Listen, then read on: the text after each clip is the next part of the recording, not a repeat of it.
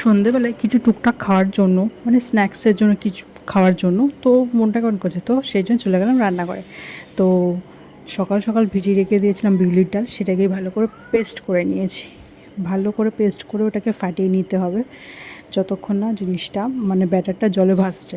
তো আমি একটুখানি নিয়ে জলে দিলাম, যখন দেখছি যে জলের মধ্যে ওটা পুরোপুরি ভালোভাবে ভাসছে, তার মানে ওটা পুরোপুরি ফেটানোটা কমপ্লিট। আর এর মধ্যে আমি একটু মশলা দিয়েছিলাম, যেমন নুন আর ভাজা মশলা, জিরে দিয়ে ভালো করে ফেটিয়েছি যাতে একটু ভাজাও খাওয়া যায়। তো সেটার সাথে একটু ব্রেক করে নিলাম আমুল কুল, একটু লস্যি খেয়ে তারপর আবার শুরু করলাম। বিকজ আজ বানাচ্ছি দই বড়া, যেটা সবাই খেতে খুব ভালোবাসে। তো আমি যেহেতু একাই বানাচ্ছিলাম, তখন সবাই ঘুমাচ্ছিল বিকেলবেলাটায়, আর হেল্প করার জন্য কেউ ছিল না, আমি একাই ছিলাম। তো সেই জন্য টুকটাক করে ক্লিপস নিলাম যতটা পেরেছি। আর বাবা প্রচণ্ড পরিমাণে আমাকে হেল্প করে, মানে সাপোর্ট করে বাড়িতে কিছু টুকটাক বানানোর জন্য। আর এ তো চলে গেছে প্লেট নেই, যে মানে আমি নিজেরটা পেয়ে গেছি আর চলে গেছি এরকম একটা ব্যাপার। তো আমি আমার হাজবেন্ডকে দিয়ে দিলাম। দেখতে পাচ্ছেন আমাদের ইংরেজ ভাই হচ্ছে কাঁটা চামচ আর স্পুন দিয়ে খাচ্ছে, তাও আবার কি দই বড়া।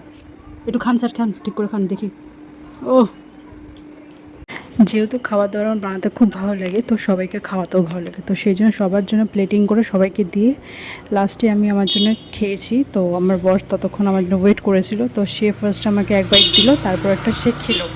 তো এতক্ষণ ওয়েট করে থাকার জন্য থ্যাংক ইউ সো মাচ হাজব্যান্ডজি।